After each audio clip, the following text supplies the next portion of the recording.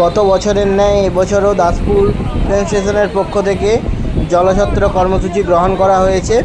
তো আমরা পথ চলতি মানুষদেরকে এই তীব্র গরমে স্কোয়াশ শরবত প্রদান করছি।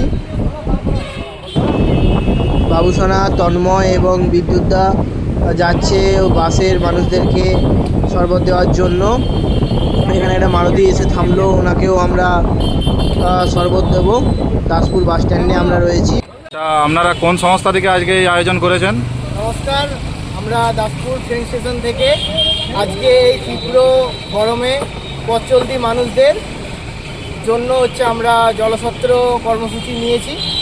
তো আজকে আমরা প্রায় 400 লিটার জলের ব্যবস্থা করেছিলাম। তো সেখানে স্কোয়াশ শরবত, প্রথমে আমরা স্কোয়াশ শরবত দিয়ে যতটা আমাদের স্কোয়াশ শরবতের আয়োজন ছিল ততটা করেছি। তারপরে আমরা স্কোয়াশ শরবত শেষ হতে আমরা গুড়ের শরবত আমরা বানিয়ে পথ চলতি মানুষদের দিয়েছি এবং আমরা প্রত্যেকেই গ্লাভস পরে হাইজিন ব্যাপারটা লক্ষ্য রেখেই আমরা পুরো ব্যবস্থাপনাটা করেছি। প্রায় আমরা হিসাব করে দেখতে পাচ্ছি প্রায় 2500 পথ চলতি মানুষকে আমরা এই তীব্র গরমে শরবত খাওয়াতে পেরেছি দাসপুর ট্রেন স্টেশনের পক্ষ থেকে। ঠিক আছে, ধন্যবাদ। কর্মসূচির শেষে আমরা যে উচ্ছিষ্ট গ্লাসগুলো পড়েছিল এখানে সেখানে, সেগুলো আমরা একত্রিত করেছি। যতটা আমাদের পক্ষে সম্ভব হয়েছে আমরা একত্রিত করেছি। কিছু গ্লাস বিভিন্ন জায়গায় বাতাসের কারণে উড়ে চলে গিয়েছিল, সেগুলো সংগ্রহ করা সম্ভব হয়নি, কিন্তু আমরা যতটা পেরেছি পরিষ্কার করে জায়গাটা এসেছি।